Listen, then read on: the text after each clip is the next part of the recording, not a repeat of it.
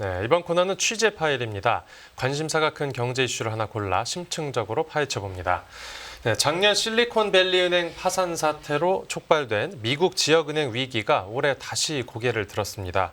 이번에 미국뿐만 아니라 일본이나 유럽 은행들까지도 영향이 미치는 상황인데 미국 상업용 부동산 시장 상황과 앞으로 전망, 국제금융부 강수지 기자와 함께 자세히 알아보겠습니다. 네, 어서 오십시오. 안녕하세요. 네, 이 미국 지역은행에서 연초부터 또 문제가 터졌습니다. 네, 미국 지역은행 위기가 올해 다시 글로벌 금융시장의 아킬레스건으로 작용하고 있습니다. 이번에는 미국 상업용 부동산 위기의 뇌관으로 주목받고 있는데요. 팬데믹을 거치면서 상업용 부동산 대출 부실에 대한 우려가 계속 제기됐는데 실제 미국의 지역은행인 뉴욕 커뮤니티 뱅크업의 실적에서 이를 확인하면서 우려가 더 커지는 모습입니다. 네네. 이 실적을 발표한 후에 커뮤니티 뱅크업의 주가는 반토막이 났고요. 네. 미국 상업용 부동산에 노출된 일본 아오조라 은행과 스위스 줄리우스 베어 은행은 주가 급락과 함께 CEO가 교체되기도 했습니다. 또한 독일의 도이체방크도 충당금이 작년보다 4배 늘었다면서 비용 감축을 위해 대규모 감원을 발표하기도 했습니다. 그 상업용이라고 하면 그러니까 오피스 빌딩이나 뭐 상가 같은 빌딩을 말하는 거죠. 그렇죠. 이 네. 사무실 빌딩을 말하는 거죠. 네네. 그 말씀해주신 이제 일본과 유럽에 있는 은행들도 이제 미국에 있는 상업용 부동산에 투자들을 많이 했었나 본데, 지금 뉴욕 커뮤니티 뱅크오프 실적이 위기감을 키웠다라고 설명해 주셨는데 실적이 좀 많이 부진했습니까? 네, 실적이 좀 많이 부진했는데요. 네네. 시작은 지난 1월 31일 이 뉴욕 커뮤니티 뱅크업, 즉 NYCB의 실적 발표에서 시작됐습니다. 네. 이 NYCB는 지난해 4분기에 2억 5,500만 달러, 하나로 약 3,400억 원에 달하는 순손실을 기록합니다. 네. 이는 직전 분기인 지난 3분기에 기록한 약 2억 2,200억 원의 순이익에서 한 분기 만에 큰 폭의 적자로 전환한 거죠. 시장 예상치인 약 3,500억 원의 순이익에도 크게 못 미쳤습니다. 네. 은행은 두 건의 부실 대출로 인해 4분기에 대손상 가격이 크게 증가했다고 설명했는데요. 네. 그러면서 대출 부실에 대비한 자본 여건을 충족하기 위해 배당금을 주당 17센트에서 무려 5센트로 낮추겠다고 했습니다. 그러니까 배당금을 줄였다는 건 그만큼 현금이 부족해서 그런 거겠죠. 네. 네네. 이제 금융시장에선 3천억 원대 그러니까 이익을 예상했는데, 그러니까 실제 실적은 그 숫자는 비슷했는데 앞에 이제 마이너스가 붙은 거였군요. 그렇죠. 확 네. 반전이 있었던 거죠. 네. 근데 실적이 이렇게 예상과 아예 반대로 나왔으니까 그래서 이제 주가도 크게 하락했을 만합니다. 네, 그렇습니다. 이 예상치 못한 손실에 NYCB의 주가는 실적 발표 당일에만 38% 가까이 곤두박질 쳤고요. 네네. 일주일 만에 반토막이 났습니다. 실적 쇼크의 주요 원인은 상업용 부동산과 다가구 주택에 대한 부실 대출 때문이었습니다. 네.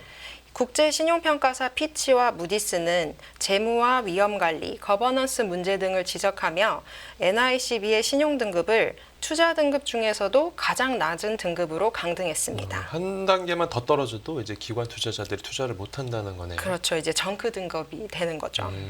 특히 지난해 3월에 실리콘밸리 은행 사태가 있었잖아요. 네. 그런 만큼 시장은 NYCB 사태에 지난해 악몽을 다시 떠올리는 모습입니다. 그렇군요.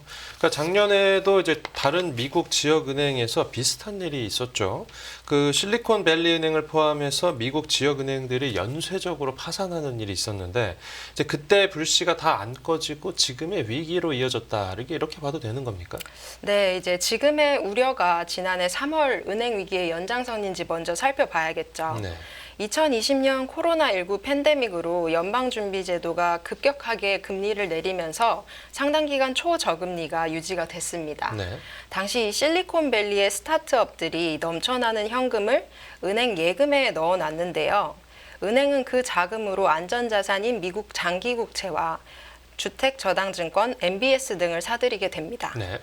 그러나 아시다시피 2021년 물가가 빠르게 오르면서 2022년 3월부터 연준이 급하게 금리를 올리지 않습니까? 그러면서 지역은행들이 가지고 있던 미국 국채 가격이 하락하게 됩니다. 고객들의 예금을 안전하게 보관하기 위해서 안전자산인 국채에 투자를 했는데 이 기준금리가 오르면서 채권 가치가 떨어질 거를 예상하지 못했던 거죠. 그래서 그때 그 은행에 돈을 맡겨놓은 사람들이 막 은행에 몰려가서 예금을 한꺼번에 인출하려고 하는 사태도 있었죠. 네, 그렇죠. 이제 뱅크런이라고 하는데요. 네. 이 자산 가치가 하락하면서 이는 실리콘밸리 은행의 미실현 손실로 이어졌고요. 이 손실을 은행이 가지고 있는 현금으로는 막을 수 없다라는 공포에 예금자들의 자금 이탈이 일어났습니다. 네네. 이로 인해 실리콘밸리 은행뿐만 아니라 시그니처 은행과 퍼스트 리퍼블릭 은행 등이 파산해서 다른 은행에 인수됐죠. 특히 이번에 NYCB가 그때 파산한 시그니처 뱅크를 인수한 은행인 만큼 시장에서는 이를 승자의 저주로 부르면서 지난해 위기의 연장으로 보고 있습니다. 승자의 저주요. 그러니까 상대적으로 이제 상황이 조금 더 여유로워서 그 파산했던 은행을 인수한 건데 그렇게 뭐 의기양양하다고 볼 수도 있는 그 은행이 이제 1년 만에 비슷한 처지에 놓이게 됐으니까 뭔가 조금 아이러니하기도 합니다. 그런데 자세히 들여다보면 그러니까 작년 지역은행의 위기는 이제 기준금리의 급격한 인상이 원인이었고 지금은 부동산 대출 부실이 원인이라는 차이가 있는 거죠. 네, 그렇죠. 이 실리콘밸리 사태는 연준의 급격한 금리 인상으로 은행의 자산 가치가 떨어지면서 발생한 어떻게 보면 예상하지 못한 유동성 위기인데요. 네. 이번에 NYCB 사태는 은행 자산 가치 급락이라는 점에서는 비슷하지만 예전부터 예견됐던 이 상업용 부동산의 부실 대출이 현실화하면서 발생한 위기라는 점에서 차이가 있습니다. 네네. 아까 이제 승자의 저주를 말씀드렸었는데 이 NYCB는 지난 2022년과 23년에 플래그스타 은행과 시그니처 은행을 인수하면서 대형 은행으로 편입됐는데요. 네. 이게 대형 은행이 되면 좋을 것 같지만 사실 규제가 더 엄격해진다는 뜻이기도 하거든요.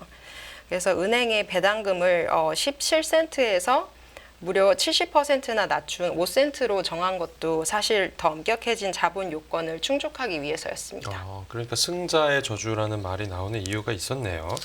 그러니까 뭐 이래저래 상황이 여러모로 좋지 않았던 건데 그 중에서도 가장 큰 문제는 이 미국 상업용 부동산 대출 부실인데 이 부실 문제 이게 왜 벌어진 겁니까? 네, 일단 시장이 가장 주목하는 부분도 이 상업용 부동산 가치의 하락입니다. 상업용 부동산이 흔들리기 시작한 건 재택근무로 인한 사무실 수요 감소와 급격한 금리 인상으로 인한 자금 조달 비용 증가, 즉 이자 부담이 커졌기 때문입니다. 코로나 시기 때부터 이렇게 좀 문제가 됐던 거네요. 그렇죠. 네. 이 팬데믹 이후에 상업용 부동산 시장의 침체가 길어지면서 이전부터도 이 금융시장에 충격을 미칠 수 있는 재료로 예견이 돼 왔습니다. 네네. 근데 이러한 대출의 부실화가 NYCB의 실적을 계기로 은행 재무제표에 본격적으로 반영되기 시작한 것으로 보입니다. 그러면 지금 그 미국 상업용 부동산 시장이 얼마나 안 좋은지를 어떤 지표로도 확인이 됩니까? 네, 이제 여러 가지 지표들로 확인을 해볼 수 있는데요. 우선 오피스 공실률을 한번 살펴보겠습니다. 이 미국 부동산 협회에서 조사한 오피스 빌딩 공실률은 지난해 2분기에 13.2%로 사상 최고치를 기록한 바 있습니다. 네. 아직 지난해 말 자료는 나오지 않았는데 이 무디스 애널리틱스가 발표한 작년 4분기 공실률은 무려 19.6%, 거의 20%에 달하면서 네. 2021년 이후 가장 가파른 분기 상승률을 나타냈습니다. 네. 또 대출 연체율을 살펴보면요. 피치는 작년 11월에 연체율이 2.25%를 기록했다고 밝혔는데요. 네. 올해는 4.5%, 내년에는 4.9%로 연체율이 높아질 것으로 예상했습니다. 또한 지난해 만기가 도래한 350억 달러 상당의 상업용 부동산 저당증권 중에서도 25%만 전액 상환된 걸로 나타났는데요. 네. 이는 대출자들이 재융자를 받거나 아니면 가지고 있는 부동산을 매각하는 데 어려움을 겪었기 때문으로 보입니다. 예. 또 대출 부실화 비율을 살펴보겠습니다. 1월에 대출 부실화 비율이 10.5%로 10%를 넘어섰는데요. 네. 이는 작년보다도 3배 이상 증가한 수치입니다. 제일 중요한 건물 가치도 하락 중인데요. 네. 이 부실 대출이 매각을 통해서 제3자에게 넘어가게 되면 건물의 가치를 이제 재평가를 받게 되거든요. 네네. 올해 재평가를 받은 220개의 부실 대출에서 이 사무실 평가액이 평균 40% 하락한 것으로 나타났습니다. 거의 뭐 반토막 난 거네요. 그렇죠. 네, 이 앞으로 연체율이 점점 높아질 걸로 예상이 된다는 건 이번 문제가 단기간에 끝나지 않을 거라는 건데 앞에서 은행 실적 관련 이야기를 할 때 그 다가구 주택 대출도 이제 문제가 있다고 하셨습니다. 그런데 주거용 부동산 시장도 그러니까 지금 상업용 부동산 시장 못지않게 안 좋은 겁니까? 네, 이 부분도 이제 작지 않은 부분일 것 같아요. 네. 일부 전문가들은 사실 다가구 주택에 대한 대출 포트폴리오가 더 큰 문제일 수 있다고 지적하고 있습니다. 네. 이는 뉴욕주의 임대료 통제법과도 맞물린 부분이 있는데요. NYCB의 다가구 주택 포트폴리오가 한 370억 달러 정도 되는데 네. 이 중에 절반 정도인 180억 달러 정도가 뉴욕 임대료 규제 대상을 받는 주택으로 구성이 돼 있습니다. 그 뉴욕주가 임대료를 규제한 게 이 주거용 부동산 대출 부실하고 뭐 어떻게 관련이 되는 겁니까? 네, 결국 이제 임차인 보호를 위해서 함부로 임대료를 올릴 수 없게 한 법안인데요. 네네. 아시다시피 이제 뉴욕의 건물들이 적어도 50년 이상으로 굉장히 낡았잖아요. 그렇죠. 100년 넘은 것도 많고요. 그렇죠. 50년이면 신축급이네. 그렇죠. 건물의 유지 보수 비용을 임대료 인상을 통해서 청구를 할 수 없게 된 임대인들이 건물을 유지하고 보수하는 데 드는 비용을 들이는 대신에 주택을 아예 공실로 남겨두게 됩니다. 네. 이렇게 되면 전체 다가구 주택의 공급 부족이 야기되는데요.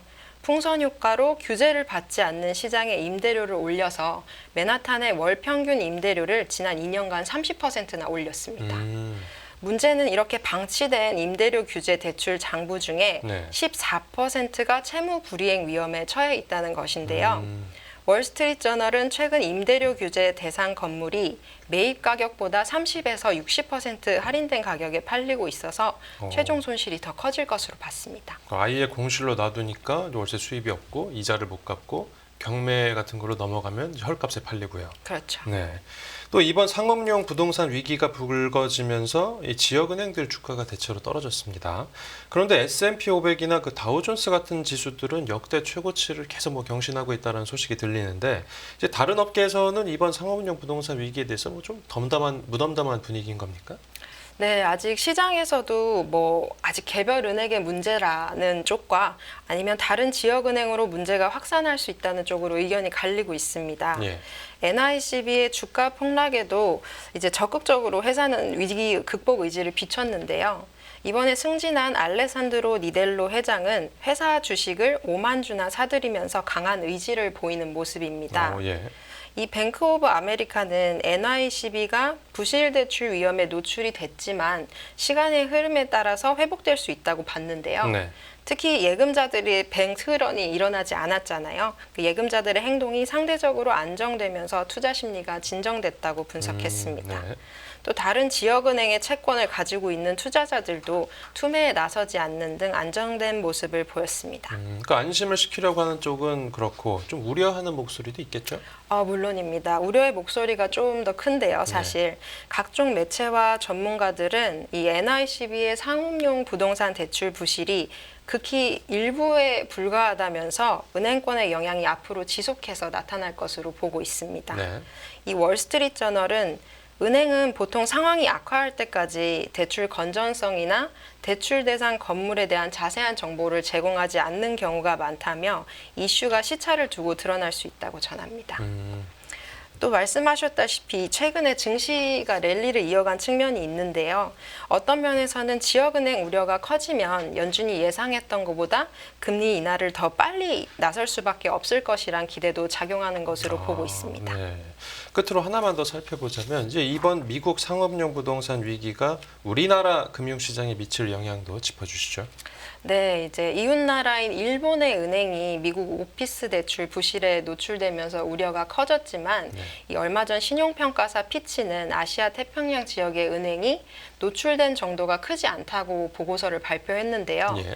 이 피치는 선제적 충당금을 쌓은 한국의 우리금융그룹 사례를 언급했습니다. 네. 아무래도 해외보다는 국내 오피스 시장의 영향을 더 크게 받을 것으로 봤습니다.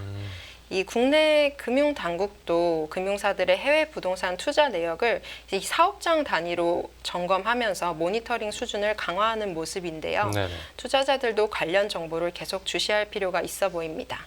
네, 알겠습니다. 오늘 취재 파일은 여기서 마무리하겠습니다. 잘 들었습니다. 감사합니다.